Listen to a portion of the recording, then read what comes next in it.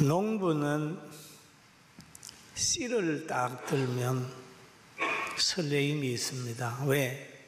씨가 심기워져서 성장해서 어떤 열매를 맺을 수 있다는 걸 알기 때문에 씨를 보면서 심기워져서 이삭을 보는 거예요. 그게 농부가 가지고 있는 하나의 능력입니다. 또 건축가도 설계를 보고 그 건축물을 보면서 즐거워하는 그런 분이 있어요. 그 설계를 볼 줄 아는 사람은 그렇게 되는 거죠. 그런데 영적으로 우리 찬양대를 보든지 주일 학생들을 보면 저 찬양이 얼마나 아름다운지, 저 젊은 아이들이 앞으로 어떤 사람이 될지를 영적으로 보고 미래를 보는 눈으로 보면 정말 희망이 넘치게 되는 거예요. 할렐루야. 우리가 거울 앞에서 자신 있는 사람이라면 미인이랍니다. 그래, 미인들이라도 거울 앞에 서면 자기의 어느 한 부분을 보면서 위축이 된다고 그래요. 그러나 예수님을 오랫동안 믿고 성경을 보고 하나님을 알아가다 보면 하나님 앞에 있고 성경 앞에 서면 점점 작아져요. 왜냐하면 자기는 작아지고 하나님의 은혜만 점점 커져요. 그래서 누가 뭐라 그러면 또 칭찬하면 하나님의 은혜입니다 라고 하는 말이 자신도 모르게 나오게 되는 거예요. 할렐루야. 그리고 성경에 보면 박해자가 예수님 만난 후에 사도가 돼서 이곳저곳에 복음을 전했던 분이 그가 장성하고 사역이 끝나갈 무렵에 이런 얘기를 합니다. 오라 나는 공고한 사람이로다. 이 사망의 몸에서 누가 나를 건져내라 라고 얘기를 하죠. 자신을 보니까 공고한 사람이다. 이 사망의 몸에서. 여러분 신앙생활을 하다가 보면 자기 몸이 신앙생활 하는데 많이 방해가 돼요. 마음은 기도하고 있고 하고 싶고 마음은 열심히 하고 싶은데 몸이 안 따라주는 거예요. 그래서 그분은 그 사람은 후패하나 속 사람은 날마다 새롭도다 해요. 그러니까 육체가 신앙생활 하는데 많이 방해가 되는 거예요. 그러니까 그것을 바라보면서 이 사망의 몸에서 누가 나를 건져내랴 라고 얘기를 하죠. 여러분도 그 고민하고 저도 고민하고 또 선지자들도 사도들도 고민했던 한 부분입니다. 그리고 그분은 디모데전서 1장 15절에 보면 이런 말씀을 했어요. 빛보다 모든 사람이 받을 만한 이 말이여 그리스도 예수께서 죄인을 구원하시려고 세상에 임하셨다 하였도다. 죄인 중에 내가 계수되라. 바로 그가 말하기를 모든 사람이 받을 만한 말이 뭐냐? 예수님은 하나님의 아들이며 우리의 구주다. 할렐루야. 그건 모든 사람이 받아야 된다는 거예요. 그러면서 그는 말하기를 죄인 중에 내가 계수니라. 하나님을 알게 되면 알게 될수록 자기가 죄인이라는 것을 깊이 깨닫게 되는 겁니다.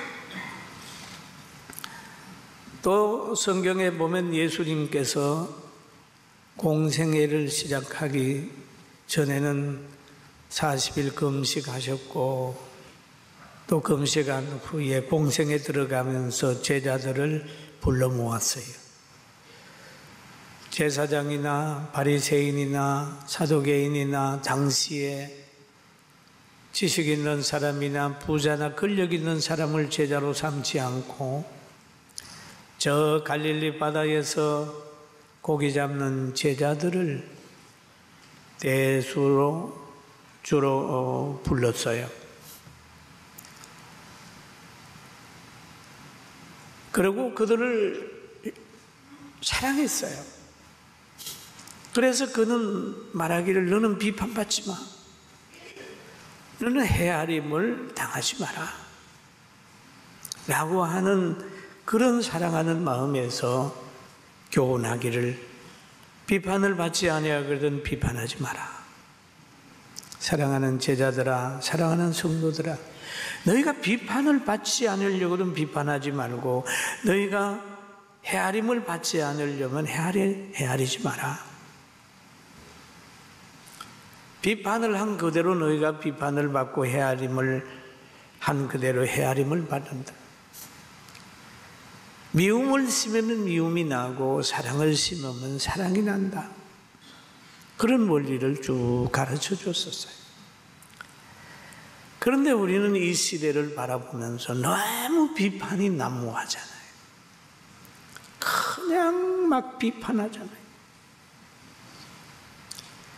여러분, 비판하는 것을 보면서 살아가노라면 꼭 가시와 엉겅퀴가 있는 그 길을 걸어가는 것 같아요. 편하지가 않아요. 육체가 아픈 것처럼 비판하는 사람들 속에 있으면 마음의 상처가 있는 거예요. 그래 예수님께서 비판하지 마라, 헤아리지 마라 그랬는데 이 세상은 비판과 헤아림으로 늘 돼가고 있단 말이에요. 그래서 주님이 말씀하시기를 어찌하여 형제의 눈 속에 있는 티는 보고 내 눈 속에 있는 들보를 깨닫지 못하느냐. 그렇게 얘기를 하죠. 비판하는 사람보다도 비판받는 사람보다도 비판하는 사람이 더 나쁜 사람일 수 있다. 세례 요한이 감옥에 갇히고 그 헤롯의 생일날에 거기에서 목이 잘려져서 한 여인의 춤값으로 소반에 담겨져서 순교를 하는데 목을 치는 사람보다 목을 치임을 받는 사람이 더 의인이란 말이에요.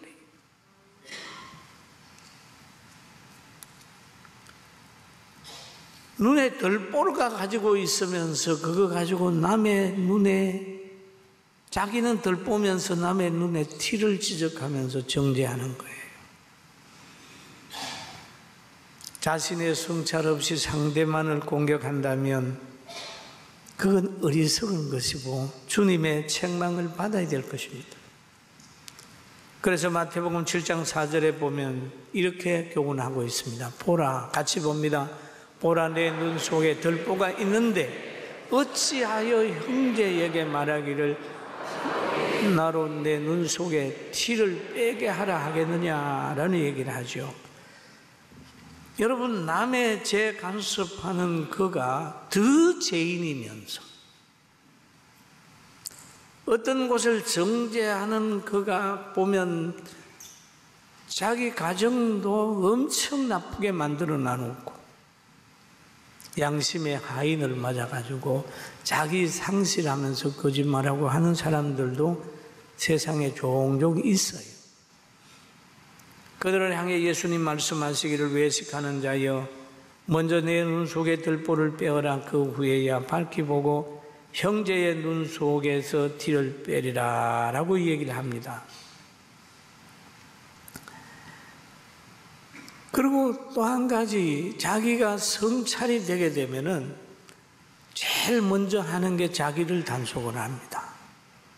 고린도전서 9장 27절에 보면 바울의 삶을 보면 이렇습니다. 같이 볼까요? 내가 내 몸을 쳐서 복종하게 하면 내가 남에게 전파한 후에 자신이 도리어 버림을 당할까 두려워함이로다 라고 얘기를 하죠. 바울 사도는 열심히 일을 하면서 늘 자기를 복종시켰다는 거예요. 여러분, 사람의 육체도 오래되면 늙고 병들고 때로는 뼛속이 비어서 골다공증에 걸리기도 합니다. 그러나 영적인 세계도 보면은 직분을 받아서 오랜 시간 걸리고 연세가 들어가면 계속 말씀과 기도로 깨어있지 아니하면 영적으로 골다공증에 걸리는 거예요. 단단하지가 않아요. 조금만 충격을 줘도 그냥 부러져 버리는 거예요. 저는 이런 생각을 하다가 저도 목회 40년 아니에요. 나도 혹시 영적으로 이렇게 골다공증에 걸려서 이름만 목회자로 가지고 있지 않는가라는 생각을 하면서 깜짝 놀랐어요. 다시 시작해야 될 텐데 내가 전하고 버림받으면 어떻게 하지? 라는 생각을 했습니다. 사랑하는 여러분, 신앙생활 오래 하시다가 보면 형체는 있는데 그 속에 신앙인이 가지고 있는 의분이나 분별력이나 진리가 없을 수가 있으니 오늘 이 시간 회복하게 되기를 주님의 이름으로 축원합니다. 축원합니다. 영적인 골다공증이 걸리지 않았나. 그러려면 어떻게 운동해야 된다, 전도해야 된다, 기도해야 된다, 깨어 있어야 된다. 여러분, 그런 말을 가끔 들어보지요.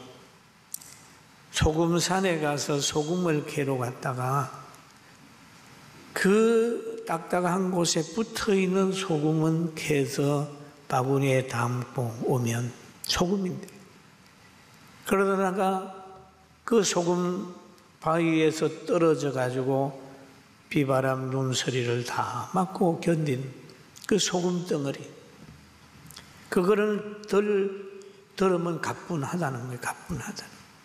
왜 그럴까요? 큰 산 소금 덩어리에서 벗어나가지고 비를 맞고 하다가 보니까 소금의 성분이 다 빠져나가 버린.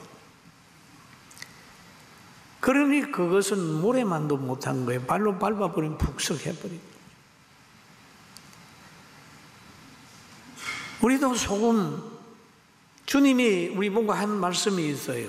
너희는 세상의 소금이니 소금이 만일 그 맛을 잃으면 무엇으로 짜게 하리요? 후에는 아무 쓸데없어 다만 밖에 버리어 사람에게 밟힐 뿐이니라. 그럼 주님이 하신 말씀이 너희는 세상의 소금이라. 소금이라. 너희가 세상을 변화시켜야 된다. 너희는 세상의 빛이라. 너희가 세상을 밝혀야 된다는 거야. 다른 사람이 알 수 없는 거예요. 헤롯도 할 수 없고 빌라도도 할 수 없고 바리새인도 할 수 없고 그 당시에 지식인들도 아무도 할 수 없습니다. 예수님이 제자들 보고 너희는 세상의 빛이고 세상의 소금이다. 여러분, 그런 거예요. 바로 여러분, 우리 성도들이 세상의 소금이고 빛입니다. 믿습니까? 믿습니까? 우리를 통해서 세상이 바꿔지는 거예요. 예수님을 통해서 세상이 아름다워지는 거예요. 엄청나게 중요한 사명을 하나님이 우리에게 주셨어요. 그런데 소금이 맛을 잃으면 안 된다. 왜 세상에서 자꾸 밟힐까요? 맛을 잃어서 그래요. 교회까지라도 세상에 민물이 많이 들어와서 그만 소금 성분이 없어져 버려요. 또 너무 세상에 깊이 들어가 있다가 보니까 그리스도인이 가지고 있는 그런 소금 성분이 다 빠져나가 버렸지. 그러니까 그리스도의 냄새도 나지 않고 분별력도 없고 기준도 없고 대수가 따라가면 대수 따라가.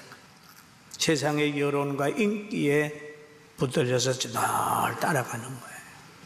그냥 맛 이런 소금기가 없기 때문에 분별하는 분별력이 없기 때문에 자꾸 휘둘리는 거예요. 누구를 사랑해야 되지, 누구를 따라가야 되는지 그것도 모르는 거예요.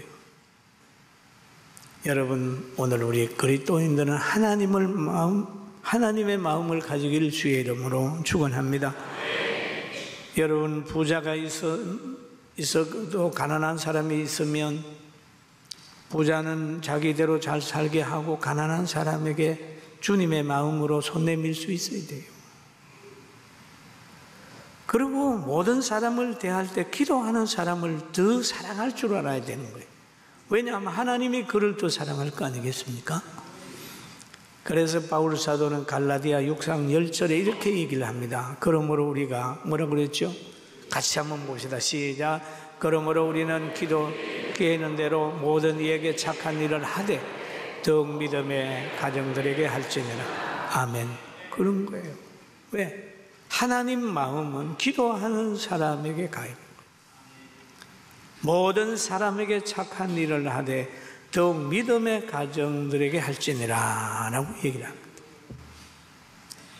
그리고 사랑하는 제자들을 향하여 자기에게 나와 교육받는 사람을 향하여 말하기를 좁은 문으로 들어가라. 좁은 문으로 들어가라. 멸망으로 인도하는 문은 크고 그 길이 넓어 그리로 들어가는 자가 많고 생명으로 인도하는 문은 좁고 길이 협착하여 찾는 자가 적음이라. 여러분, 대수를 따라가고 편리한 곳을 따라가는 게 아니라 진리를 따라가게 되길 주의 이름으로 축원합니다. 불편해도 진리를 따르고 손해를 보아도 진리를 따르고 마음에 안 들어도 진리를 따르는 거예요. 이것을 하나님이 원하고 있어요. 그리고 마태복음 7장 25절에도 비가 내리고 창수가 나고 바람이 불어 그 집에 부딪히되 무너지지 아니하나니 이는 주추를 반석 위에 놓은 영도라 라고 얘기를 하죠. 표면적으로 같이 보이나 기초에 따라서 그 집에 환난을 이기는 거나 못 이기는 거, 그게 달려있는 거죠. 주추를 반석 위에 놓는 그런 대한민국과 여러분 가정이 되고 우리 교회가 되기를 주의 이름으로 축원합니다. 할렐루야. 예수 잘 믿으면요 열심히 삽니다. 성경에 보세요. 5달란트 준 사람이 있고 2달란트 준 사람이 있고 1달란트 주는 거예요. 다 1달란트씩 준 거 아니에요. 기능대로 능력대로 장사할 수 있도록 만드는 거예요. 소신껏 살도록 하는 거예요. 그러니까 예수 믿는 사회는 보면 발전합니다. 이번 체육대회 때 달리기 하는 걸 제가 보고 봤더니 청년들도 그렇고 여전도에 어떤 분인가 잘 모르겠습니다만 제가 보긴 봤어요. 열심히 뛰는 사람이 있어요. 그래서 이렇게 보면서 저 사람은 계주 나가면 되겠다 이렇게 생각을 했는데 어떤 사람들은 자기들끼리 손을 딱 잡고 이렇게 뛰는 거예요. 먼저 뛴 사람들은 자유롭게 뛰는 겁니다. 실력껏. 두 번째는 평등이에요. 평등. 우리 사회도 마찬가지예요. 평등은 자유하고자 하는 사람에게 답답함을 주는 거예요. 인재를 발목 잡아요. 또 평등은 자유를 보면서 너무 차이가 지면 우리 열등의식 생겨. 같이 잘 살아야 되지. 어떻게 같이 잘 살아요? 같이 못 사는 거지요. 같이 손잡고 뛰는데 같이 잘 뛸 수 있어요? 못 뛰는 사람한테 맞춰서 가야 되지 않습니까? 교육도 우리 그런 걸 잘 생각해야 돼요. 특별히 공부 잘하는 사람 모여서 공부시키는 그런 학교를 뭐 없앤다, 뭐 한다, 뭐 종교단체에서 하는 거 없앤다. 이건 다 평등한. 그렇게 하다가 보면 거지 됩니다. 북한이 평등하다가 거지 됩니다. 또 이런 게 설교가 밖에 나가면요, 나중에 통일되면 너 우리 보고 거지라고 그랬지. 그럴 수 있어요. 여러분 잘 생각해야 돼요. 할렐루야. 잘 생각해야 돼요. 평등과 자유. 그럼 우리는 뭘 요구하면 자유를 요구하는 거예요. 은사대로 하는 거예요. 영어 공부할 수 있는 사람은 해라. 열심히 공부시켜. 세계가 지금 막 경주를 하는데 우리끼리 손잡고 뛰어가지고 뭐 하겠습니까? 여러분, 나무는 열매를 보고 하듯이 그 모든 사상의 결말을 여러분이 보고 계시잖아요. 기독교 국가가 복지도 잘 돼 있고 희망차고 그렇게 되는데 그거 우리 대한민국에도 자자손손 이어지기를 주의 이름으로 축원합니다. 할렐루야. 그리고 성경에 보면 나의 이 말을 듣고 행하는 자는 그 집은 모래 위에 지은 행하지 아니하는 자는 그 집을 모래 위에 지은 지혜 어리석은 사람 같다. 비가 오고 비가 내리고 창수가 나고 바람이 불어 그 집에 부딪힘에 무너짐이 심하다. 그렇게 말씀하고 있어요. 여러분, 조금 전에 얘기를 했잖아요. 소금 덩어리가 사해 밖에 버려 있을 때는 다 세속에 의해서 씻겨가 버려. 맛이 없다. 여러분은 혹시 어떻습니까? 너무 사회생활을 한다고 교회에서 들은 설교가 그동안 기도했던 체험했던 게 다 살아났다면 무늬만 그리지 않은 거예요. 골다공증으로 다 비어있어요. 조금만 누가 건드려버리면 문제가 생겨요. 오늘 이 시간에 소금 성분을 꽉 채우시길 주의 이름으로 축원합니다. 할렐루야. 저는 이번에 기도하다가 이런 것을 느꼈어요.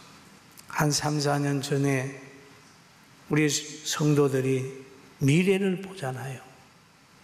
목사님이 예배당 건축한 후에 정리도 되지 않았는데 나이가 정년 나이가 됐다고 그만두면 우리 교회는 어떻게 됩니까? 라고 하는 염려하는 사람이 너무 많아서 한 4, 5년 전에 그랬잖아요.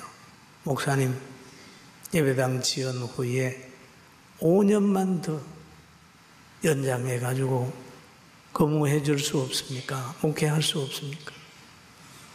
그럴 때 저는 그랬잖아요. 그때 가서 얘기합시다. 저는 4, 5년간 고민했어요. 왜냐하면 세상도 바라보고 총회도 바라보고 다 보니까 그렇게 해버리면 저희에게 개인적으로 오는 압력도 상당히 있을 것 같아요. 기도하다가 생각을 하기를, 그래, 주님만 보자, 성도들만 보자, 교회만 보자, 이렇게 생각해서 어제 우리 파티하는 장소에서 제가 그 안을 받아들여서 5년간 지금처럼 열심히 목회하고 하겠습니다 결단을 내렸더니 우리 성도들이 엄청 환영을 했는데, 여하튼 하나님만 바라보고 하나님만 바라보는 거예요. 여러분, 하나님만 바라보면 생각이 한 가지, 종은 주위만 바라보면 되는데 자꾸 옆에 사람들을 바라보고 여론을 생각하다 보니까 위선 떨게 되고 그러더라고요. 그래서 공동회에서 정중하게 요구한 한두 가지 정도를 수용을 해서 이제 오늘부터 더 열심히 우리 교회가 승리하고 부흥할 줄로 믿습니다. 할렐루야. 그렇게 갑니다. 열매를 보면 안다. 오늘 여러분 삶의 언저리에 나타난 열매가 뭡니까? 여러분 가정생활 했을 때에 나타나는 열매가 뭡니까? 한번 돌아보세요. 그리고 우리 이 지역에서 지도자를 뽑는데도 보면은 대한민국의 열매를 한번 보세요. 그 사람이 누군지를 보라는 거예요. 그 사람이 머물렀던 곳에 나타나는 현상을 한번 보라는 거예요. 보고 여러분이 결정을 하게 되면 대한민국은 또는 이 지역은 우리 성도들로 인하여 방향이 잡아지게 될 줄로 믿습니다. 할렐루야. 따라하니 말씀대로 살면 승리한다. 믿습니까?